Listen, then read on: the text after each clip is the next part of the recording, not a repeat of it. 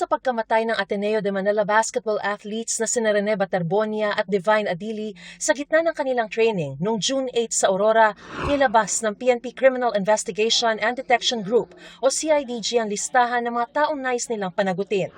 Inirekomenda ng CIDG sa Department of Justice na sampahan ng reklamo ang nag-resign na head coach na si Tab Baldwin at 10 iba pang miyembro ng coaching staff, kabilang ang iba pang mga coach, mga student manager, physical therapist, at mga utility o ball boy. Ang inirekomendang asunto, paglabag sa Republic Act 11053 o ang Anti-Hazing Act of 2018. Sa Section 14A ng naturang batas, may pananagutang kriminal ang sino mang aktwal na nagplano o lumahok sa hazing kung nagresulta ito sa pagkamatay. Dati pong iniisip natin, ang hazing ay initiations lamang. Ngunit dito, ang team building at training ay nag-crossover papunta sa hazing. May 3 elementong bubuo sa Anti-Hazing Act. Una, physical o psychological suffering. The victims are exposed to hazardous open sea environment characterized by rip currents, strong waves, and varying sea depths. This one is very clear as there is the presence of death of 2 individuals. This is a clear case of physical suffering under the law. Pangalawa, ito ay prerequisite para matanggap o magpatuloy ang pagiging miyembro ng isang organisasyon. 20 athletes were present during the activity, but that only 17 would eventually be in that final list submitted to the UAAP. Meaning there would be 3 members eliminated, and it appears from the evidence gathered by the CIDG that this activity was made precisely to screen or as a requirement for entrance into that list. At pangatlo, ang pisikal na aktibidad na pinagawa sa mga student athletes. Itinuloy pa rin daw ang aktibidad kahit nagpahayagan 5 sa mga manlalaro na hindi sila marunong lumangoy. Tinanong niya ang mga players nila, sino ditong hindi marunong lumangoy? 5 ang nagsabi na hindi sila marunong. Nung nalaman niya na hindi marunong lumangoy, binigyan niya ng information kung paano mag-handle ng rip currents. Mahirap dito ang paano mo tuturuan ng hindi marunong lumangoy na mag-handle ng rip current.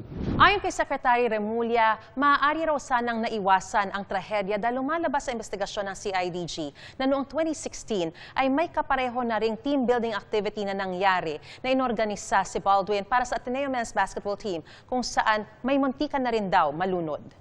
Binasa ni DILG Secretary John Vic Remulla ang kwento ng 2 dating miyembro ng Ateneo Blue Eagles. My teammates G-Boy Babylonia and Ike Chibuze nearly drowned at the seawater due to panic because G-Boy was unable to swim. I personally experienced an untoward incident to the point that I almost drowned and gave up. Biglang may natapakan siyang uneven service at hinila siya at muntik siyang malunod. Sumisigaw siya ng tulong. Sinusubukan pa naming makuha ang pahayag ng mga pinasasampahan ng reklamo. Hindi rin daw inaalis ng mga investigador ang posibilidad na madagdagan ang ikakaso at makakasuhan sa insidente. Walang kasamang opisyal ng universidad sa rekomendasyon ng CIDG. Pero sabi rin ni Remulla na hindi pa sila tuluyang absuelto sa kaso. We are just looking into the criminal aspect. But definitely there will be civil liabilities of the Ateneo de Manila because of the deaths of the 2 individuals. Sinabi naman ni Ateneo de Manila University spokesperson Father R.B. Hizon, patuloy silang makikipagtulungan sa iba pang ahensyang nag-iimbestiga sa trahedya at kumpiyansa silang matitimbang ng patas ang lahat ng detalye ng insidente sa pamamagitan ng tamang proseso. Pinaninindigan din ng Ateneo ang commitment nito para isulong ang accountability at kapakanan ng kanilang mga estudyante habang patuloy na pinalalakas ang mga reformang ipinatutupad nila para hindi na maulit ang trahedya. Ayon naman kay PNP Chief Jose Melencio Nartates Jr., sinibak ang Provincial Director ng Aurora na si Police Colonel Percival Pineda. The Provincial Director of Aurora Province was relieved immediately after making statement and or concluding already that there's no cover-up or there's no